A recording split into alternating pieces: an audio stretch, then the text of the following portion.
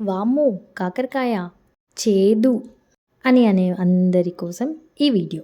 మా మమ్మీ కాకరకాయ ఫ్రై చేస్తే సూపర్ అంటూ కడుపు నిండా తినేస్తారు. ఇంకెందుకు ఆలస్యం, ఎలా చేయాలో చూసేద్దామా? ఫస్ట్ కాకరకాయలని సన్నగా కట్ చేసుకొని కొంచెం ఉప్పు, పసుపు వేసుకొని కలుపుకోవాలి. స్టవ్ ఆన్ చేసుకొని గిన్నెలో తగినంత ఆయిల్, కొంచెం జీలకర్ర, ఆవాలు, కట్ చేసి పెట్టుకున్న కాకరకాయలని వేసుకొని 50% కుక్ అయ్యేలాగా ఫ్రై చేసుకోవాలి.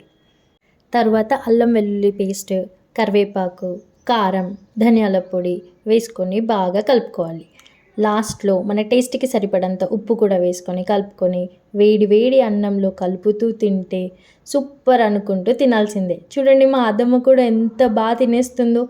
కుదిరితే మీరు కూడా ఒకసారి ఈ వీడియోలో చూపించినట్టు కాకరకాయ ఫ్రై చేసి చూడండి. Thanks for watching my video. Do like, share and subscribe my YouTube channel Janu vlogs.